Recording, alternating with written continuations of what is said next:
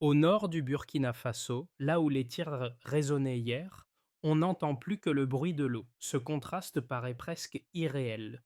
En 3 ans, la poussière de la guerre a laissé place à des champs renaissants, comme si la terre elle-même avait décidé de guérir. Mais que signifie vraiment cette transformation pour chacun et que révèle-t-elle du Paris d'Ibrahim Traoré, dont la vision dépasse la sécurité pour toucher la dignité collective? Derrière le silence des armes, une autre bataille commence. Faire de la paix une habitude quotidienne, durable et vérifiable. Au Burkina Faso, la paix n'est plus un mot d'ordre, c'est un travail quotidien. Lorsque Ibrahim Traoré a pris la tête d'un pays fracturé, il a promis moins de discours et plus d'actes. Sécuriser d'abord, nourrir ensuite, reconstruire toujours. L'enjeu dépasse la stabilité militaire. Il s'agit de redonner à chaque citoyen le sentiment d'appartenance, la fierté d'être acteur de sa survie. Car une nation ne se relève pas par les aides, mais par la dignité cultivée dans ses propres champs. Le risque, pourtant, est immense.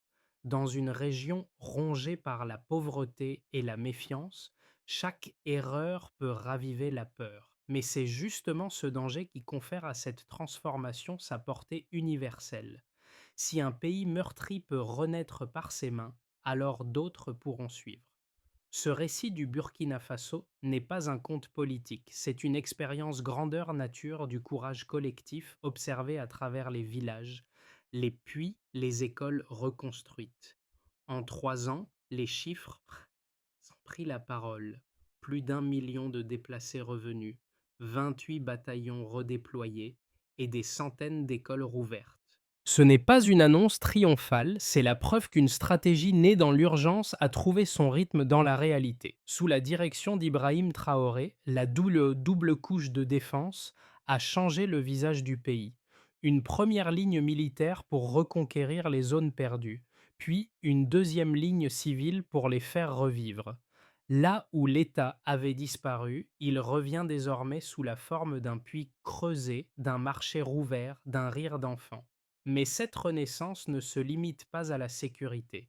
Elle se nourrit d'un principe simple. Une paix sans dignité est une trêve, pas un avenir. Les soldats ne lèvent plus seulement le drapeau, ils plantent des arbres, réparent les routes, partagent le repas des habitants. Dans les zones naguère appelées zones rouges, les habitants parlent désormais du retour de la vie. Ce changement de vocabulaire révèle l'ampleur du tournant. On ne mesure plus la victoire en kilomètres de territoire repris, mais en sourires et en champs cultivés. La méthode Traoré s'appuie sur un équilibre fragile entre fermeté et enracinement humain. Les forces de sécurité restent dans les villages libérés, non pour surveiller, mais pour protéger les puits et guider la reconstruction. C'est ce qu'il appelle le contrôle humain du terrain, un concept inédit où la sécurité devient cogestion sociale. Chaque victoire se traduit en actes quotidiens. L'eau qui coule, la classe qui rouvre, la récolte qui revient. Derrière les uniformes, une philosophie se dessine. Transformer la défense en soin, la guerre en travail collectif. Le Burkina Faso redéfinit la souveraineté par la proximité et la persévérance, et le monde commence à écouter. Dans les villages du Nord, les habitants parlent de lui sans emphase. Le capitaine, disent-ils simplement, en parlant d'Ibrahim Traoré, pas comme d'un chef lointain, mais comme d'un voisin qui écoute et qui agit. Lors de ses déplacements, il s'arrête dans les écoles rouvertes, serre les mains des enseignants revenus, interroge les mères sur la sécurité du trajet vers le puits. C'est cette présence directe, presque obstinée, qui a changé le rapport entre l'État et le peuple. Car le premier impact du renouveau burkinabé n'est pas économique, il est émotionnel. La peur, lente à s'en aller, commence à céder la place à une forme de confiance active. Les marchés improvisés autour des points d'eau témoignent d'un retour à la normalité. Des enfants jouent là où les routes avaient été désertes. Le bétail revient, les champs s'étendent, et les rires remplacent peu à peu les coups de feu. Mais cette dynamique reste fragile. Le défi n'est plus de libérer le territoire, mais d'y maintenir la vie. Chaque puits, chaque récolte, chaque école reconstruite devient un test de stabilité. Et le succès dépend autant des villageois que des soldats. La paix n'est pas un don, elle se cultive. Cette idée, Ibrahim Traoré la répète souvent. Nous ne voulons pas seulement reprendre la terre, nous voulons qu'elle vive à nouveau. Dans ces mots se lit la clé de son approche, une souveraineté partagée, enracinée dans le réel, où l'espoir ne s'impose pas, il se prouve. Tout a commencé dans le tumulte des années 2022-2023, lorsque le pays semblait prêt à s'effondrer. Un tiers du territoire échappait au contrôle de l'État, les routes étaient coupées, et la peur, plus que les balles, paralysait la population. Ibrahim Traoré, jeune capitaine propulsé par la crise, a choisi de répondre à la fragmentation par une reconstruction méthodique, reconquérir, stabiliser et reconstruire. La première phase fut celle du sursaut. Sous la bannière de la stratégie double couche de défense, 28 bataillons d'intervention rapide furent déployés dans les zones dites rouges. Ces unités ne cherchaient pas la gloire. Elles avaient pour mission de rouvrir les routes, rétablir les couloirs humanitaires et rassurer les populations. En moins de 18 mois, plus d'1 million de déplacés ont pu regagner leur village. Ce fut le premier signe tangible d'un retour à la normalité. La deuxième phase fut celle de la reconstruction civile. Dans les localités sécurisées, des brigades mixtes de soldats, de jeunes volontaires et de techniciens agricoles ont commencé à creuser des puits, à bâtir des écoles et à relancer les marchés. L'objectif n'était pas de célébrer une victoire militaire, mais d'installer une victoire de la vie. À Tamasco, un ancien bastion terroriste, l'eau coule à nouveau. Des enfants rient sous les manguiers, des instituteurs reviennent, et les familles qui n'osaient plus sortir tiennent désormais des étals remplis de graines, de chèvres et d'espoir. Les habitants appellent cela le retour du souffle. La troisième phase a consolidé la vision. Traoré a exigé que chaque unité militaire laisse derrière elle une empreinte durable, un puits, un champ ou une école. Nous ne levons pas des drapeaux sur la terre, nous y reconstruisons la vie, a-t-il déclaré lors d'une visite dans le Nord. Cette logique a transformé les soldats en bâtisseurs. La sécurité n'était plus une fin mais un début, celle d'une société réapprenant à se tenir debout. Sur le terrain, ce changement de paradigme a modifié la psychologie collective. Les habitants ont cessé d'attendre l'aide. Ils ont recommencé à agir, convaincus que la souveraineté se gagne dans le geste quotidien. Les marchés de fortune ont fleuri, les troupeaux sont revenus, les champs se sont remplis. Le Burkina Faso ne se relève pas par pitié, mais par dignité, un mot que chaque citoyen semble désormais prononcer avec gravité. Et à travers ces gestes ordinaires, c'est un pays entier qui réapprend à respirer. Ibrahim Traoré n'a pas imposé un modèle, il a rallumé une flamme, celle d'un peuple qui, après la guerre, choisit de vivre. Les résultats mesurables du redressement burkinabé traduisent la cohérence d'une méthode. Entre 2002 et 2025, plus de 592 milliards de FCFA, soit près d'1 milliard de dollars américains, ont été investis directement dans les champs et les infrastructures rurales. Chaque franc injecté a été suivi, contrôlé et relié à des objectifs concrets: irrigation, élevage, semences et formation. Là où l'aide internationale passait autrefois par des intermédiaires, le gouvernement a choisi la ligne directe, du trésor public jusqu'aux producteurs. Ce choix a réduit de 38% les délais administratifs et doublé le nombre de coopératives actives dans les zones rurales. Ces chiffres ne sont pas des abstractions, ils racontent un basculement. La production de riz local a augmenté de 11% dès la campagne 2025, tandis que les importations alimentaires ont chuté d'un quart. Chaque point de pourcentage représente des milliers de familles qui mangent le fruit de leur propre travail. Le programme Offensive agropastorale et halieutique nationale 2023-2025 a permis la modernisation simultanée de 8 filières: riz, manioc, bétail, volaille, pêcherie, blé, mangue et maraîchage. C'est une réforme totale, pensée comme une architecture de souveraineté. Les effets indirects se lisent aussi dans la société. Les écoles rurales, autrefois vides, servent désormais de centres de distribution pour les repas scolaires issus de la production locale. Le Programme alimentaire mondial, convaincu par la politique d'Ibrahim Traoré, a accepté d'abandonner l'importation de riz européen pour acheter directement auprès des paysans burkinabés. Résultat, des millions de repas sont cuisinés chaque mois avec des produits cultivés, élevés et transformés sur le sol national. Les écoliers mangent mieux, les femmes travaillent dans les cuisines des établissements et les agriculteurs vendent à des prix stables. L'effet multiplicateur est évident. Chaque franc investi dans la terre génère de nouveaux revenus, des emplois et des apprentissages. Dans la région du blé de Mouhoun, un hectare irrigué crée en moyenne 3,4 emplois directs, un chiffre modeste en apparence mais colossal à l'échelle d'un pays rural. C'est la logique du développement organique. De petites routes locales qui, reliées entre elles, relancent le grand moteur national. Enfin, les chiffres de la sécurité et de la gouvernance suivent la même tendance. Depuis 2020, le nombre d'incidents armes a chuté de près de 60% dans les zones sous contrôle du double dispositif. Les corridors humanitaires fonctionnent, les routes rouvrent, les déplacés rentrent. Et dans ce retour à la normalité, une vérité s'impose.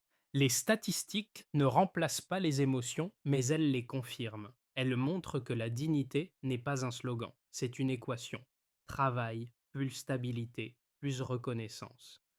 Ibrahim Traoré, en reliant la donnée à l'humain, a démontré qu'une politique de chiffres peut aussi être une politique de cœur. Toute transformation radicale suscite le débat. Au Burkina Faso, deux visions s'affrontent sans se confondre. La première, souvent relayée par les observateurs occidentaux, estime que la politique d'Ibrahim Traoré isole le pays, restreint les libertés et risque d'étouffer l'ouverture internationale. Selon eux, une économie fondée sur l'autosuffisance et la fierté nationale pourrait se refermer sur elle-même et ralentir les échanges régionaux. Les mots populisme ou repli reviennent fréquemment dans les analyses. Mais la seconde vision, celle des Burkinabés eux-mêmes, s'enracine dans une expérience vécue. Pour eux, la souveraineté alimentaire, l'autonomie énergétique et la reconstruction des services publics ne sont pas des concepts, mais des preuves de survie. Un agriculteur d'Abé l'a résumé simplement. Quand nous cultivons le riz qui nourrit nos enfants, ce n'est pas de la politique, c'est la liberté. Cette phrase condense tout un modèle, celui d'une indépendance conquise par le travail, non par la dette. Le s'impose d'écouter les deux camps avec lucidité. Oui, le risque d'un isolement existe si les partenariats extérieurs se ferment. Oui, la centralisation du pouvoir entre les mains d'un dirigeant charismatique peut inquiéter. Mais nier les avancées concrètes reviendraient à ignorer ce que les chiffres et les visages prouvent.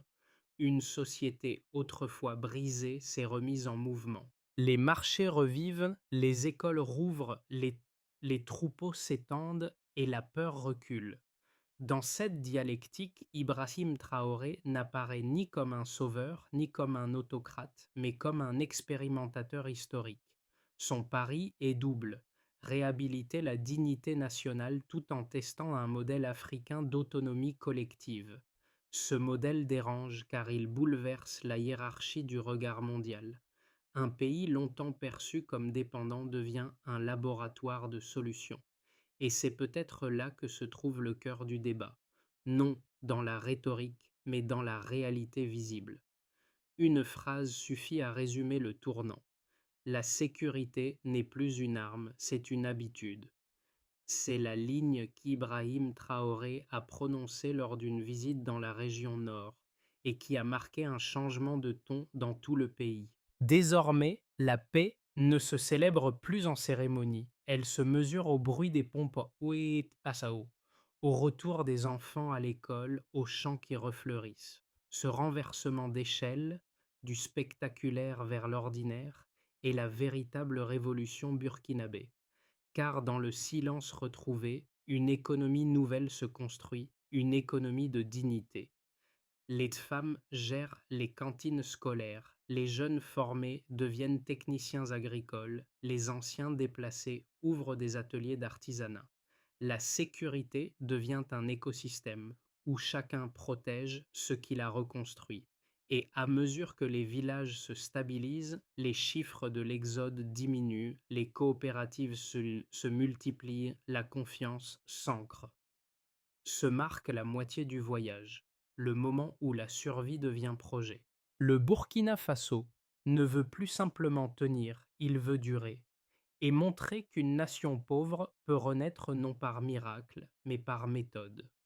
Les transformations du Burkina Faso sous Ibrahim Traoré ne se résument pas à des discours. Elles se matérialisent dans 4 sphères concrètes: les ruralités, les entreprises locales, les nouvelles dynamiques sociales et le rayonnement régional. Chaque domaine illustre à sa manière le retour de la dignité et de la souveraineté. C'est là que la Renaissance a pris racine. Les coopératives agricoles, soutenues par les programmes de microcrédit, ont vu leurs effectifs croître de plus de 40% depuis 2023. Les campagnes de vaccination du bétail ont protégé plus de 2 millions de têtes, permettant de relancer la production laitière et d'exporter de la viande transformée. Chaque animal vacciné devient une unité de revenu. Chaque famille retrouve une sécurité alimentaire. Les villages autrefois abandonnés se repeuplent. Les marchés réapparaissent autour des points d'eau et des écoles neuves. Le gouvernement a lancé un réseau d'ateliers et de petites usines agroalimentaires financées par la Banque africaine de développement. La chaîne de valeur ne s'arrête plus à la récolte. Le pays transforme, emballe et vend sous le label Made in Burkina Faso. Cette montée en gamme crée des emplois techniques et ancre la valeur sur le territoire.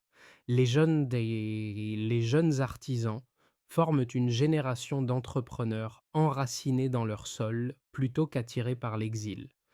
Les programmes RSU, PMPV et RAMU, registres sociaux, microfinancement et assurance santé universelle, relient désormais protection, travail et reconnaissance. Une veuve peut rouvrir son échoppe, un enfant retourner à l'école, une mère accoucher sans vendre son bétail. Ces mesures ne sont pas de la charité, mais une reconstruction méthodique du lien social. Elles traduisent la vision d'Ibrahim Traoré. La souveraineté commence quand chaque citoyen a une place et un nom dans la nation. L'expérience burkinabé inspire le Sahel. Au Mali, au Niger ou au Togo, les médias évoquent le modèle de dignité. Les mots souveraineté alimentaire et autonomie communautaire deviennent contagieux. Le pays n'impose pas sa voix, il la propose par l'exemple. Ainsi, les conséquences dépassent les frontières. Le Burkina Faso, longtemps décrit comme victime, se présente aujourd'hui comme un miroir, celui d'une Afrique qui refuse la résignation. Ce changement ne repose pas sur la force, mais sur la foi en la valeur du travail commun. Et derrière chaque puits, chaque rizière, chaque école, se lit la signature d'un projet collectif, celui d'un peuple qui ne demande plus l'aide du monde, mais son respect. L'avenir du Burkina Faso se dessine désormais selon 3 trajectoires possibles. Aucune n'est certaine, mais chacune repose sur des dynamiques observables. Dans les discours comme dans les chants, Ibrahim Traoré évoque ces scénarios avec prudence. Ce que nous semons aujourd'hui décidera de notre place demain. 1. La consolidation. Le plus probable. La croissance agricole se stabiliserait autour de 5%. La sécurité resterait localement maîtrisée et l'État poursuivrait son extension vers les zones périphériques. Le pays continuerait à exporter ses produits transformés, viande, riz, mangue, tout en réduisant sa dépendance aux importations. Ce scénario suppose la continuité de la discipline financière et la formation constante des jeunes agriculteurs. Il renforcerait le modèle d'autonomie douce que Traoré défend depuis 2022, de nom de l'armée des teams du 2022. 2. L'envol régional. Si les partenariats africains se solidifient, notamment avec le Mali et le Niger, le Burkina pourrait devenir la plaque tournante alimentaire du Sahel. Trial City, la ville expérimentale autosuffisante, servirait de prototype pour un réseau d'écovilles sahéliennes. Les exportations agroalimentaires doubleraient en volume d'ici 12 mois, attirant de nouveaux investisseurs africains. La réussite symboliserait l'émergence d'un bloc sahélien fondé sur la dignité partagée plutôt que sur l'aide extérieure. Mais cette trajectoire exige la stabilité politique régionale et la neutralité bienveillante des grandes puissances. 3. La rechute, une combinaison de sécheresse, de tensions régionales et de fatigue économique pourrait ralentir la dynamique. La hausse des prix mondiaux du carburant ou des engrais fragiliserait les programmes agricoles. Une baisse de confiance publique compromettrait l'unité sociale patiemment reconstruite. Cependant, même dans ce cas, le réseau communautaire actuel, coopératives, armées territoriales, écoles rurales, fournirait une résilience minimale. Dans tous les cas, le mot-clé reste préparation. Ibrahim Traoré le répète souvent, la souveraineté n'est pas un État, c'est un entraînement. Et si la trajectoire optimale dépend de nombreux facteurs, une chose demeure constante. La foi d'un peuple qui a décidé de ne plus reculer. Au-delà des chiffres et des stratégies, l'histoire du Burkina Faso parle d'êtres humains. Ce sont les visages qui donnent un sens aux réformes, celui de la mère qui retrouve sa terre, de l'enseignante revenue dans sa classe, de l'enfant qui récite sous un manguier. Dans ces gestes ordinaires se cache l'essence de la souveraineté que prône Ibrahim Traoré, une souveraineté vécue, non proclamée. Chaque spectateur qui découvre ce récit perçoit une émotion double, l'émerveillement et la reconnaissance. Émerveillement devant la capacité d'un peuple à se relever sans miracle, reconnaissance envers une nation qui rappelle au monde que la dignité ne s'achète pas. Ces émotions ne sont pas anecdotiques, elles font naître une réflexion intime. Qu'aurions-nous fait à leur place? Elles provoquent aussi une admiration lucide, débarrassée de paternalisme. L'impact psychologique du renouveau burkinabé dépasse les frontières. Dans de nombreux pays africains, les jeunes reprennent confiance. Ils se voient dans les yeux des Burkinabés qui ont choisi l'effort plutôt que la plainte. Ce miroir agit comme un antidote à la résignation. Et il rappelle que le vrai leadership ne s'impose pas par la parole, mais par la cohérence entre la promesse et le geste. Pour le spectateur, cette cohérence a un effet simple mais profond. Elle redonne foi dans la capacité humaine à réparer peu le monde. À travers le parcours du Burkina Faso, chacun peut percevoir une leçon universelle, celle d'un pays qui, en se relevant, tend la main à l'humanité tout entière. Car la renaissance d'un peuple n'est pas un spectacle, c'est un rappel de ce que signifie être vivant ensemble. La reconstruction du Burkina Faso ne repose pas sur des slogans, mais sur une méthode claire. Sous l'impulsion d'Ibrahim Traoré, une feuille de route à 5 étapes a été tracée pour transformer les acquis en stabilité durable. Le registre social unifié dresse la carte vivante du pays. Chaque foyer est recensé, chaque besoin catégorisé. Cette base de données garantit que l'aide n'oublie personne et qu'aucune famille ne soit doublée. Le programme PAMPV, soutien en espèces et micro-entrepreneuriat, donne aux ménages vulnérables les moyens de reprendre une activité. Il ne distribue pas de charité, il relance la dignité productive. le système de santé universel RAMU assure les soins essentiels, vaccination, maternité, médicaments vitaux. Chaque citoyen y trouve la preuve que l'État veille non comme une autorité, mais comme un gardien collectif. Ces trois piliers, identifier, soutenir, protéger, s'interconnectent pour former une économie circulaire de la résilience. Les coopératives, les écoles, les fermes et les cliniques fonctionnent désormais comme un réseau interdépendant. Les données sociales, économiques et sanitaires sont analysées tous les trimestres pour ajuster les politiques. La transparence n'est pas une option, elle est la condition de la confiance retrouvée. Cette feuille de route résume l'esprit du projet national, une société où chaque main compte et où chaque vie est mesurable, non en chiffres abstraits, mais en espoir tangible. C'est ainsi que la promesse d'Ibrahim Traoré prend forme, un État au service du peuple, non au-dessus de lui. Dans les plaines dorées du Sahel, la poussière s'estompe et les rires reprennent. Là où régnait le silence des armes, montent désormais les voix des enfants et le bêlement des troupeaux. Ce tableau n'est pas romantique, il est le fruit d'une obstination collective patiemment bâtie sous l'impulsion d'Ibrahim Traoré. Le capitaine au béret rouge n'a pas promis des miracles, il a demandé du courage et le peuple a répondu présent. Dans une école reconstruite à Wahigouya, une enseignante dit: nous avons tout perdu, sauf notre volonté d'apprendre. Cette phrase résume la victoire invisible du Burkina Faso, la reconquête de la foi en soi. La dignité ne vient pas de la richesse, mais de la certitude que demain dépend de ses propres mains. Et lorsque les tambours du soir résonnent à Ouagadougou, ce ne sont pas des chants de triomphe, mais d'appartenance. Chaque battement dit la même chose. Nous sommes encore là. Le peuple burkinabé, après tant d'épreuves, a transformé la survie en fierté. Le monde regarde, peut-être surpris.